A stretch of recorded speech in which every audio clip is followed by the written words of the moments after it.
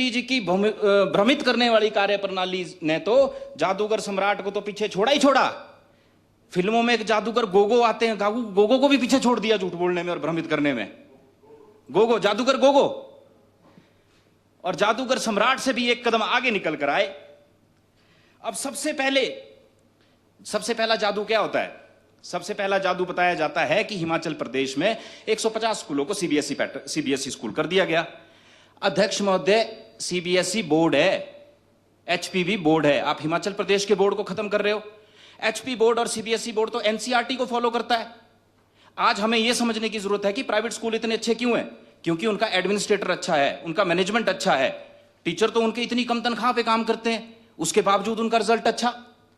अगर आप लोगों ने एक साल तक सबसे पहले क्या जादू चलाया कि डे बोर्डिंग खोलेंगे, ये आपके इसमें बुक में था, ये पूरे हिमाचल प्रदेश में 68 विधानसभा क्षेत्रों में आपने 68 साइट्स आइडेंटिफाई की। ऐसा जादू अध्यक्ष महोदय 68 में से एक भी धरातल पे नहीं, सारा खाली और चकाचौंध और भाषण एक दूसरे को तालियां बजाने वाले। उसके बाद भी ये नहीं रुके अध्यक्ष महोदय। उसके बाद जब एचपी बोर्ड को इन्होंने खत्म करने की बात कही तो एचपी इससे अच्छा ये करते कि कम से कम एचपी बोर्ड के जो स्कूल थे उन्हीं को डेवलप करते, अच्छी स्मार्ट क्लासेस करते, प्लेइंग ग्राउंड को बड़ा बढ़ाते। और तो और क्या कर दिया गया, टीचरों को, जो टीचर इतनी साल में नौकरी कर रहे हैं उन टीचरों का फिर से स्क्रूटनिंग होगी, उनका टेस्ट होगा।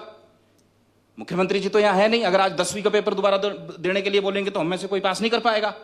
आईएएस बैठे हैं यहां पे, इनको बोलो एक बार आईएएस का पेपर दोबारा निकाल के दिखाएं। जब इनके साथ ये भेदभाव नहीं तो वो अध्यापकों के साथ ऐसा क्यों अध्यक्ष महोदय? क्या ये भेदभाव नहीं है आपका? एचपी बोर्ड को आप खत्म कर रहे हो और हिमाचल प्रदेश के शिक्षकों को आप नीचा दिखाने की कोशिश कर रहे हैं। वो अप्लाई नहीं कर रहे, वो बेचारे परेशान है। अब सोचो एचपी बोर्ड में जो, ये तो प्रश्न चिन्ह है, जो एचपी बोर्ड में पढ़ा रहे थे उनको पेपर देना पड़ेगा, मतलब अभी तक जो है वो गलत पढ़ाया जा रहा था, वो सिस्टम ही नहीं था। ऐसी तो इनकी कार्यप्रणाली है। और तो और अध्यक्ष महोदय, मुझे लगता है कि मुख्यमंत्री जी ने जब एक्साइज पॉलिसी बनाई तो ये आइडिया भी मुझे लगता है मुख्यमंत्री जी का ही है। उन्होंने अकेले में सोचा कि एक्साइज पॉलिसी का आइडिया आ गया, फिर मनी मन में उन्होंने अपनी सराहना भी की, खुद ही कर ली, ये तो बहुत एक्सीलेंट आइडिया है, वेरी नाइस आइडिया। तो सबको बुलाया गया, इस आइडिया को धरातल पे उतारने की बात कही गई। अध्यक्ष महोदय, कैग की रिपोर्ट पिछले 1 साल से बता रही है कि भाई ये एक्साइज ड्यूटी जो आपने लगाई है, एक्साइज पॉलिसी जो आपने बनाई है, इस एक्साइज पॉलिसी की वजह से आपने ऑनलाइन की बात की, 50% से ज्यादा ठेके आपके बिक नहीं रहे। जिन ठेकेदारों ने पिछली साल जो है ठेके लिए थे उनके घर बिकने पे आ गए, उनके फोटो बैंकों में लगे हैं। और तो और इस बार जो है आपके पास कोई अप्लाई करने के लिए नहीं रहा। और इसके बाद आपने क्या किया अध्यक्ष महोदय? हिमाचल प्रदेश में जो लोग मनरेगा में काम करते हैं, जो लोग दिहाड़ी में काम करते हैं, जो मजदूर तबके का काम होता है, वो अधिकतर जो होते हैं वो देसी शराब पीते हैं। देसी शराब का इन्होंने रेट बढ़ा दिया। अब जो आदमी बेचारा 600 रुपए की दिहाड़ी कमा रहा है, वो 300 रुपए की तो वो दारू पी जाएगा, उसके घर वाले क्या खाएंगे? गरीबों का किस तरह से, पिछड़ों का और गरीबों का खून चूसा जाए, ऐसी है ये व्यवस्था परिवर्तन वाली सरकार।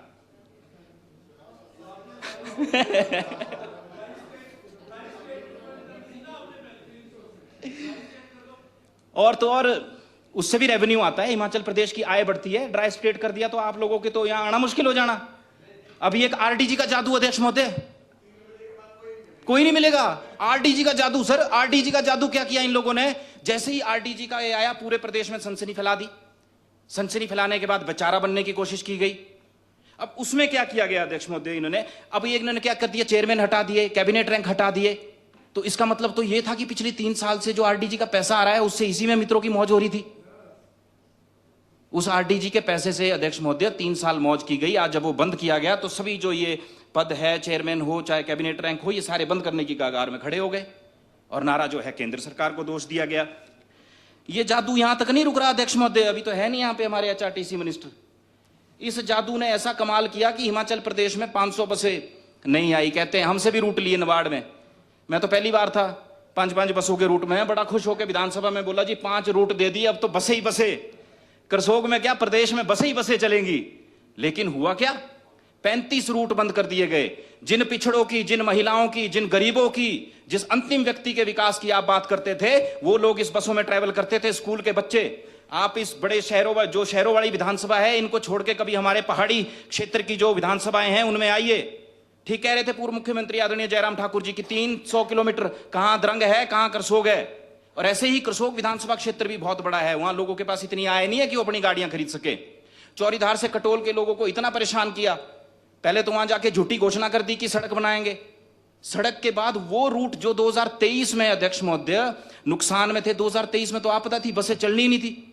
जब बसें चली ही नहीं तो कैसे ये आइडेंटिफाई हो गया कि इस रूट का जो है, इस रूट पे आए ही नहीं है, इस रूट पे आय के साधन ही बड़े कम है।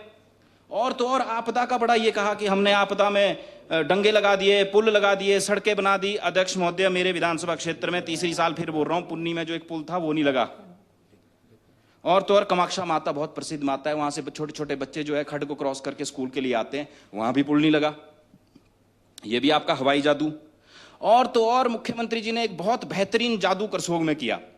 सीआरएफ के तहत पहली बार 31.80 करोड़ रुपए करसोग के लिए आए, उन्होंने उसका वहां शिलान्यास किया।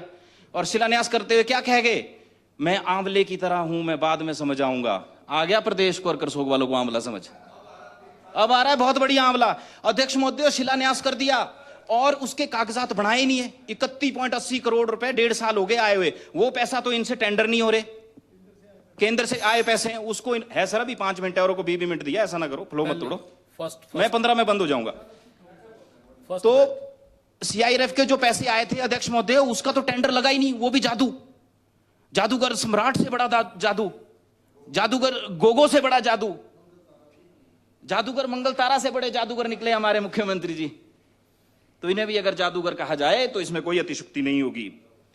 और तो और सबसे बड़ा हिमाचल प्रदेश सेब की इकोनॉमी है, सुनो तो मजे लो, रुको कोई नहीं अभी सुनो पूरा। सेब की इकोनॉमी की बात कही गई। अध्यक्ष महोदय हिमाचल प्रदेश में इस वर्ष जो है 98,506 मीट्रिक टन सी ग्रेड सेब जो है वो खरीदा गया सरकार के द्वारा, जिसमें से 60% सेब जो है सड़ गया। लोगों के लाखों की बिलों की पर्चियां लेके घूम रहे हो, जाओ 27 में मार्केट जरा वोट मांगने, लग जाएगा पता कि कितने पानी में कौन है। फिर नहीं चलना जादू जुदू, ये जादू बस 6 महीने का ही। और तो और अध्यक्ष महोदय क्या भद्दा मजाक किया गया हिमाचल प्रदेश की किसानों के साथ। कहते हल्दी उगाओ, बड़ी जोरों शोरों से प्रचलन किया गया, हल्दी उगाएंगे जी। हिमाचल प्रदेश की जनता 75 लाख, उसमें से किसान 70%। अगर आंकड़ा निकाले तो मोटा मोटा चलो 10 लाख ही माना, 10 लाख लोगों में से 61 लोगों की हल्दी खरीदी आपने। ये था जादू, पीला जादू, नीले भी होने थोड़े दिन में आप काला जादू। आप देखो ये अभिभाषण में कहां है वो किताब, 60 रुपए, 61 लोग अध्यक्ष महोदय, 61 लोगों ने हल्दी खरीदी। 75 लाख लोगों में से 61 किसानों से जो है सरकार ने हल्दी खरीदी है। मुझे लगता है पूरे प्रदेश की जनता को इनके लिए तालियां बजानी चाहिए, इतनी बड़ी उपलब्धि है इनकी। और तो और अध्यक्ष महोदय मिल्क सेस, बड़ी बात की जाती है, हमने तो जी दूध का रेट बढ़ा दिया। शहरों में नहीं मिलती होती गाय अध्यक्ष महोदय, अन्नी जाइए, सराज जाइए, करसोग जाइए, पहाड़ी क्षेत्र जाइए, यहां बैठे हैं हमारे अपर हिमाचल से रोहित भाई बैठे हैं, उस क्षेत्र में होती है गाय। अब आपकी योजना को देख के स्टार्टअप समझ के कई लोगों ने गाय खरीद ली। अब जिस आदमी ने जवानी में 4 गाय रखी है, उनको पाल रहा है, उनके लिए घास इकट्ठे कर रहा है, फीड इकट्ठे कर रहा है, उसके बिजली के बिल में भी मिल्क सेस, उसकी दारू में भी मिल्क सेस। मैं तो बेचारे उन मनरेगा वालों का सोच रहा हूं पिएंगे कैसे हो।